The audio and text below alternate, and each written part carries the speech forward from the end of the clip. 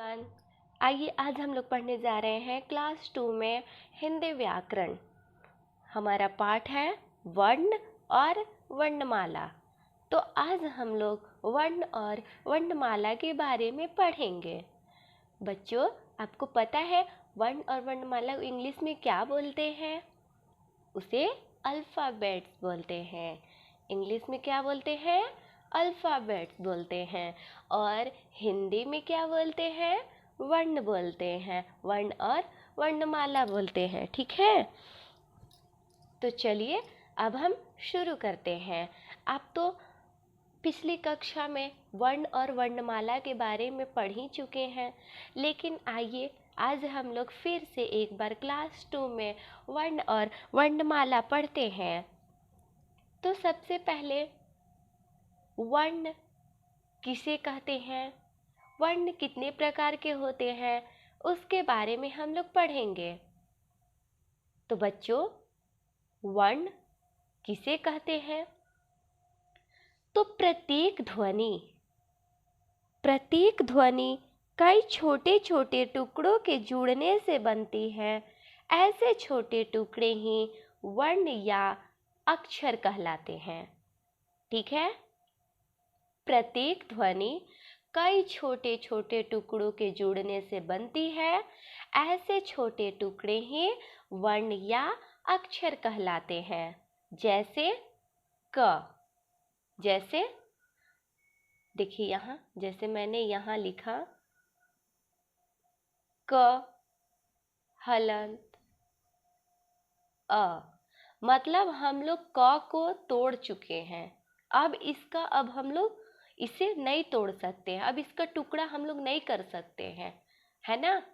क को तोड़े, क में अ शामिल है, क में स्वर अ शामिल है ना। तो क को जब हम लोग क ऐसे पूरा का ये हुआ, जब हम इसे तोड़े तो हमारा हुआ क हलन जमा अ बराबर क।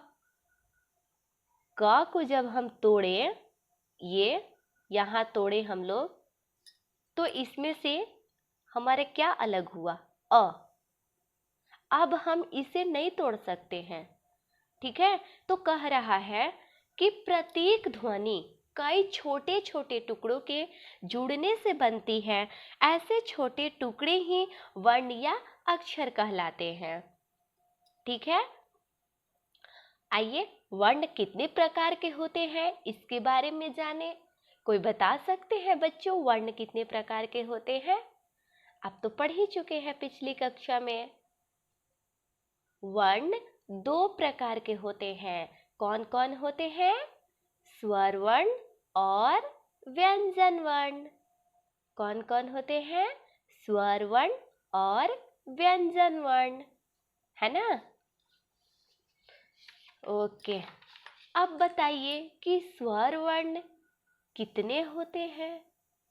स्वर वर्ण कितने होते हैं बच्चों? ये देखिए, यहाँ लिखा है स्वर वर्ण। ठीक है, अब हम लोग इसे काउंटिंग करेंगे। ये है हमारा स्वर वर्ण। तो चलिए अब हम लोग इसे काउंट करते हैं। आप भी मेरे पीछे रिपीट कीजिएगा। अ, आ, ई, ई, उ, ऊ, री, ए, ऐ, ओ, आओ, है ना। ये हुआ हमारा स्वर वर्ण। कितने हुए? इसे भी काउंट करें। 1, 2, 3, 4, 5, 6, 7, 8, 9, 10, 11। तो स्वर कितने हुए? 11, है ना। स्वर कितने हुए? तो स्वर हुए बच्चों 11। कितने हुए? 11। अब हमारा ये दो बचता है, अंग और आह। तो अंग को क्या कहते हैं? अंग को कहते हैं अनुस्वार, और आह को क्या कहते हैं? विसर्ग। ये हमारे स्वर में नहीं आते हैं बच्चों। इसे हम लोग आयोगवाह कहते हैं। क्या कहते हैं? आयोगवाह कहते हैं। आप सोच रहे होंगे कि आयोगवाह क्यों कहते हैं? ये तो इसके साथ में है, तो इसे हम लोग अलग क्यों कहते हैं? बच्चों, इसे हम लोग आयोगवाह इसलिए कहते हैं क्योंकि ये ना तो स्वर है और ना ही व्यंजन, है ना। आइए अब हम व्यंजन के बारे में जाने।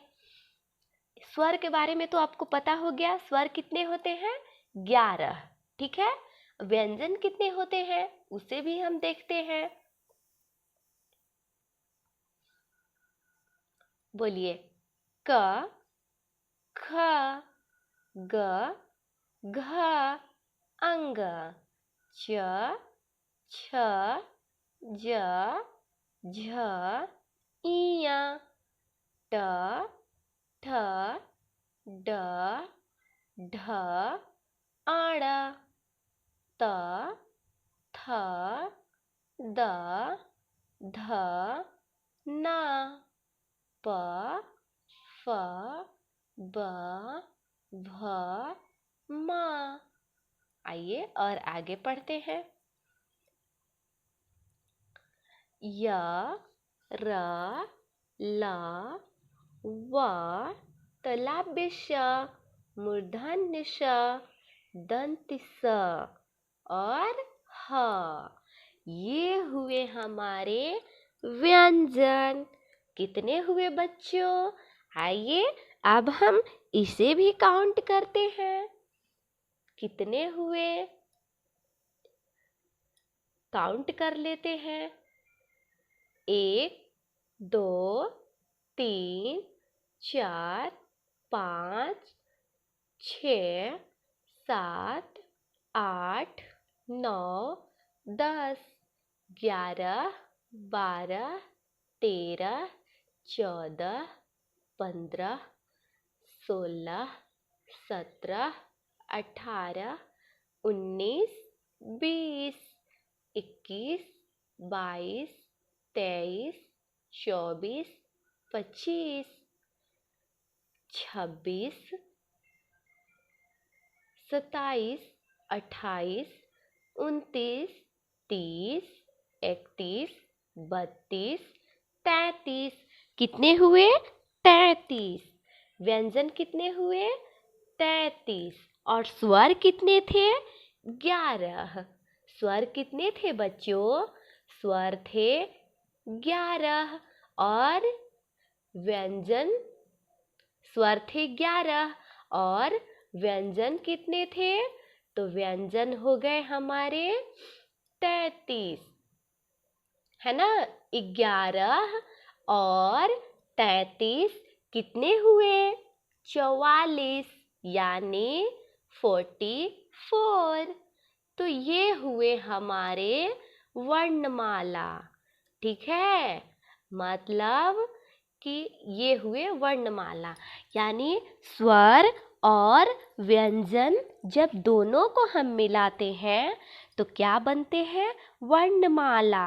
कहने का मतलब कि वर्णों के समूह को वर्णमाला कहते हैं। वर्णों के समूह को क्या कहते हैं? वर्णमाला कहते हैं। इतना समझ में आ गई? ओके, आइए अब हम आगे बढ़ते हैं। और हमारे इसमें कुछ और भी व्यंजन थे जो कि छूटे हुए हैं, जैसे श, त्र, ज्ञ, है ना। और ये श्र। कितने हुए? 1, 2, 3, 4। ये जो 4 हुए इसे हम लोग संयुक्त व्यंजन कहते हैं। क्या कहते हैं? संयुक्त व्यंजन कहते हैं, है ना। आइए अब हम आगे बढ़ते हैं कि संयुक्त व्यंजन क्या क्या मिल करके बना है। आइए आगे पढ़ते हैं बच्चों। यहाँ देखिए, ये देखिए, ये श, ये क्या मिल करके बनता है? तो ये आधा क और मूर्धन्य श को मिला करके बना श। ठीक है। त्र के साथ क्या क्या मिला है? त्र किसके योग से बना है? तो त्र बना है त, आधा त और र, त जमा र को मिला करके बना है त्र। ठीक है। ज्ञ, ज्ञ किसके योग से बना है? तो ज्ञ बना है आधा ज और य, आधा ज और य को मिला करके बना है ज्ञ। श्र किससे बना है? तो श्र बना है ये तालाब श और र को मिला करके बना है श्र। अब इसमें एक और आ गया जो कि ये ध बोलते हैं इसको हम लोग। ये आधे द और य को मिला करके बना है ध। ठीक है। चलिए अब आप इसे याद कीजिए और आगे कुछ हमारे प्रश्न आ गए। इसे देखिए क्या करना है। यहाँ आपको अभ्यास करके जो अभी हम लोग पढ़े स्वर और व्यंजन, तो यहाँ इस डब्बे में आपको लिखना है। आइए अब हम आगे बढ़ते हैं। यहाँ देखिए, यहाँ दिया हुआ है कि स्वरों को क्रम से लिखिए। मतलब स्वर जो है इसको क्रम से, आपको क्रम के मतलब लाइन से, जैसे अ के बाद आ के बाद छोटी ई के बाद बड़ी ई, इस टाइप से आपको आह तक लिखना है। क्लियर? ओके। आइए अब हम लोग आगे बढ़ते हैं। अब हमारा अगला आता है प्रश्न, जो कि है व्यंजनों को उचित स्थान पर लिखिए। ये जो व्यंजन है इसको लाइन से क्रमानुसार उचित स्थान पर, मतलब सही जगह पर लिखना है आपको।